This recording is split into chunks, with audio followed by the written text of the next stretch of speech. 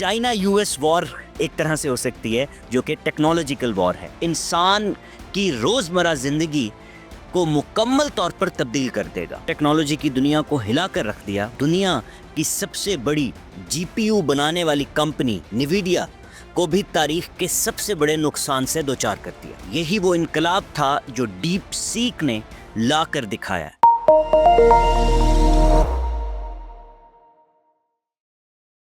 अस्सलाम वालेकुम नाज़रीन, मैं हूं आपका होस्ट, आपका दोस्त डॉक्टर समर हमदानी, और आप देख रहे हैं पॉडकास्ट पे doctor summer Hamdani.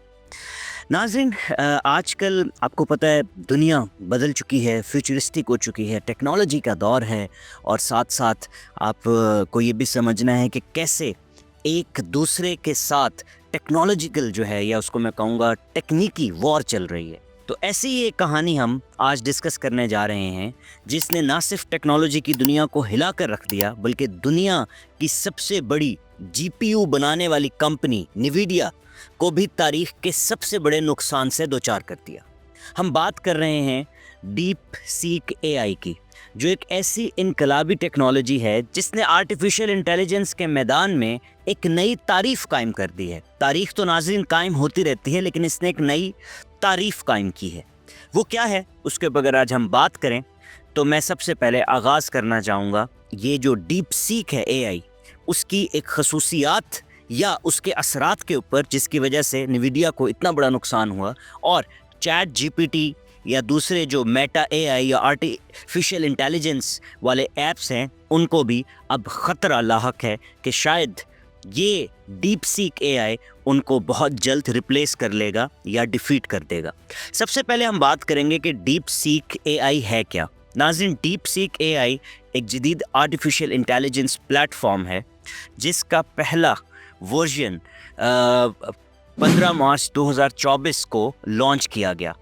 Deep seek AI का जो बुनियादी मकसद था वो कम लागत, ज़्यादा कारकर्दगी और एआई का एक ओपन सोर्स मॉडल फराहम करना था।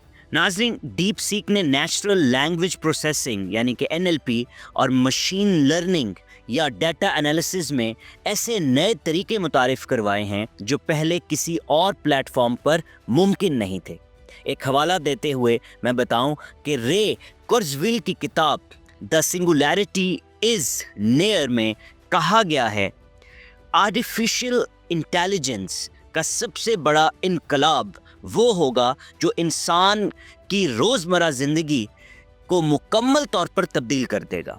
यही वो इनकलाब था जो डीप सीक ने ला कर दिखाया। नाज़रीन, deep seek AI artificial intelligence ना सिर्फ एक कम लागत वाला प्लेटफॉर्म है, बल्कि इसका जो मॉड्यूलर डिज़ाइन है वो सार्फिन को उनकी ज़रूरियात के मुताबिक टेक्नोलॉजी को तरतीब देने का मौका फराहम करता है। ये दुनिया के 50 से ज़्यादा ज़बानों में काम कर सकता है, और इसकी रियल टाइम लर्निंग खसूसियात इसे दीगर प्लेटफॉर्म से आगे ले जाती हैं। मैं अगर नाज़रीन बात करूं कि जो डीप सीक आर्टिफिशियल इंटेलिजेंस है, इसने दीगर एआई प्लेटफॉर्म्स को कैसे मुतासिर किया है या क्या चैलेंजेस दिए हैं, तो उसके ऊपर बात करते हुए मैं ये कहना चाहूँगा कि डीप सीक आर्टिफिशियल इंटेलिजेंस की इनकलाबी खसूसियात ने दीगर एआई प्लेटफॉर्म्स जैसा कि चैट जीपीटी, गूगल जेमिनाई है, उसके बाद मेटा एआई है, ये जितने भी प्लेटफॉर्म्स हैं इन पर ज़बरदस्त असर डाला है। मैं अगर सबसे पहले चैट जीपीटी की बात करूं और चैट जीपीटी पे इसके असरात की बात करूं, तो नाज़रीन, डीप सीक एआई के लॉन्च के बाद चैट जीपीटी के सार्फिन की तादाद में नुमाया कमी देखी गई है।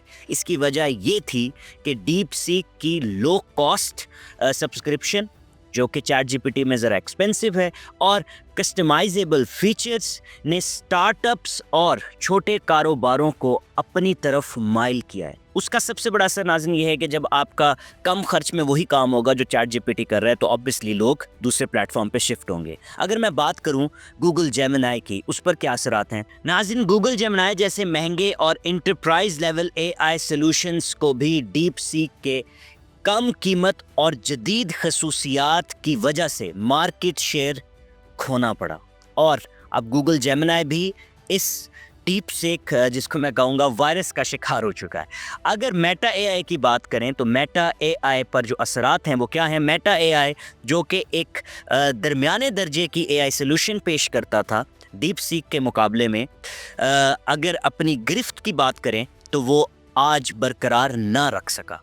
क्यों? उसकी वजह यह है कि डीप सीक वो ऑब्वियसली जब डीप सीक चैट जीपीटी और गूगल जेमिनी को कम्पीट कर रहा है तो मेटा एआई तो एक बहुत ही लो लेवल का एआई सॉल्यूशन था, तो ऑब्वियसली वो भी उससे मुतासिर हुआ है। नाज़रीन, डीप सीक एआई ने ये साबित कर दिया है कि कम लागत में आला मयार मुमकिन है, और ये कि बड़ी कंपनियां सार्फिन को महंगे मॉडल्स में उलझाने के बजाय इनकी ज़रूरियात पर तवज्जो दें। और नाज़रीन, ये भी आप समझें कि ये हमेशा की तरह चाइना यूएस वॉर एक तरह से हो सकती है जो कि टेक्नोलॉजिकल वॉर है। इसी मौजून में अगर हम तीसरे सेगमेंट की नाज़रीन बात करें तो निवीडिया, उसको कैसे अपने शेयर्स खोने पड़े हैं, उसमें नुकसान कैसे हुआ है, तो जो डीप सीक एआई की कामयाबी के बाद जो सबसे ज़्यादा मुतासिर हुआ है नाज़रीन वो निवीडिया है। तो नाज़रीन, आपने समझना है कि निवीडिया यानी कि जो जीपीयू बनाता था, क्योंकि बाकी जो प्रोसेसिंग एप्स थे या एआई सॉल्यूशंस थे वो हाई रिक्वायरमेंट्स रखते थे, जबकि डीप सीक ने लो हार्डवेयर रिक्वायरमेंट्स पे वो सब काम करना शुरू कर दिए हैं जो पहले हाई हार्डवेयर रिक्वायरमेंट्स पे किए जाते थे। तो खैर, उसकी वजह से ऑब्वियसली जो जीपीयू है, जीपीयू बनाने वाली कंपनी है निवीडिया, उसको सबसे बड़ा नुकसान हुआ है। और नाजरीन, यहाँ ये मेंशन करना ज़रूरी है कि डीप सीक ने एक ऑप्टिमाइज्ड एल्गोरिथम मुतारिफ करवाया है जो कि कम लागत वाले हार्डवेयर पर भी शानदार कारकर्दगी दिखा सकता है। इसके नतीजे में निवीडिया के जो महंगे जीपीयूज़ के मांग थी ऑब्वियसली वो कम हो गई, क्योंकि जब एक लो प्रोसेसिंग या मैं कहूँगा लो हार्डवेयर रिक्वायरमेंट पे आपको काम मिलेगा तो लोग क्यों इतने एक्सपेंसिव जीपीयूज़ लेंगे। एक रिपोर्ट अगर मैं यहाँ डिस्कस करना चाहूँ तो डीप सीक एआई के बाद निवीडिया के स्टॉक में 25% कमी आई है, जो तारीख का सबसे बड़ा नुकसान था। नाज़रीन, अगर मैं निवीडिया के नुकसानात की वजूहात बताऊं तो नंबर 1 है लो हार्डवेयर डिपेंडेंसी, जिसमें डीप सीक एआई ने कम लागत वाले सीपीयू पर भी काम करने की सलाहियत फराहम की है, जो कि सबसे बड़ा ड्रॉबैक हुआ है निवीडिया के लिए, एंड जीपीयू की डिमांड कम हो गई है। उसके बाद है ओपन सोर्स मॉडल।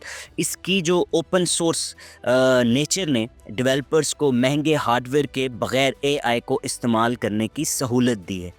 ये बहुत इम्पॉर्टेंट है। अब डेवलपर्स कम जिसको मैं कहूँगा लो हार्डवेयर रिक्वायरमेंट पे काम कर सकेंगे। कॉस्ट एफिशिएंसी की बात की जाए तो डीप सीक की कम लागत ने बड़े कारोबारों को ऑब्वियसली, जैसे कि निवीडिया है, इनको मुतासिर किया है, क्योंकि इनके जीपीयूज़ बहुत महंगे थे। अगर वो आपके पास जीपीयूज़, जो महंगे जीपीयूज़ अगर आप नहीं इंस्टॉल करेंगे तो आप एआई को उस तरह इस्तेमाल नहीं कर सकेंगे, लेकिन डीप सीक ने इसको काउंटर बैलेंस कर दिया है। अगर मैं निवीडिया के सीईओ की बात करूँ तो उसने एक इंटरव्यू में कहा है कि हमने कभी तसव्वुर भी नहीं किया था कि एक ओपन सोर्स एआई प्लेटफॉर्म निवीडिया के लिए इतना जो है वो बड़ा चैलेंज साबित होगा या इतनी बड़ी चैलेंज बन जाएगा। खैर नाज़रीन, ये जो रीसेंट न्यूज़ थी इसके ऊपर मैंने बताया कुछ टेक्नोलॉजी से रिलेटेड, और आप लोग भी इससे अवेयर रहें, क्योंकि जो दौर है आने वाला वो सिर्फ़ और सिर्फ आर्टिफिशियल इंटेलिजेंस का है।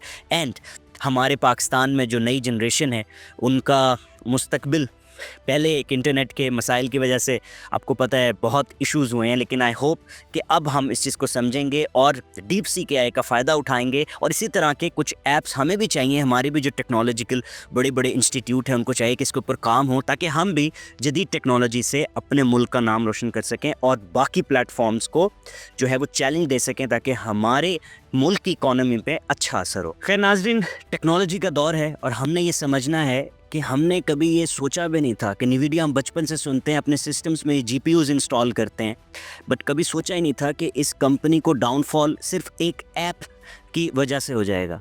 सो वी हैव टू अंडरस्टैंड कि टेक्नोलॉजी का दौर है और हमें कम्पीट करना है टेक्नोलॉजी के दौर में, और वो होगा कम्पीट हमारे इल्म से, नॉलेज से। और सबसे ज़्यादा ज़रूरी ये है कि हमारे जो यंग जनरेशन है वो पोटेंशियल रखती है, वो ऐप्स को भी समझती है, वो टेक्नोलॉजी को समझती है कि उनके लिए मौक़े हम कैसे फ़राहम कर सकते हैं। हमारी गवर्नमेंट को चाहिए, क्योंकि एक ऐप पूरी दुनिया बदल के रख सकता है, एक ऐप पूरी हिस्ट्री चेंज कर सकता है, एक ऐप पूरे मुल्क की इकॉनमी चेंज कर सकता है, अगर उसको बनाने वाला टैलेंट हमारे पास मौजूद होगा। खैर नाज़रीन, मुझे इजाज़त दें, अपना ख्याल रखिएगा। आपका होस्ट, आपका दोस्त डॉक्टर समर हमदानी। अल्लाह हाफ़िज़, फिर मिलेंगे वापस।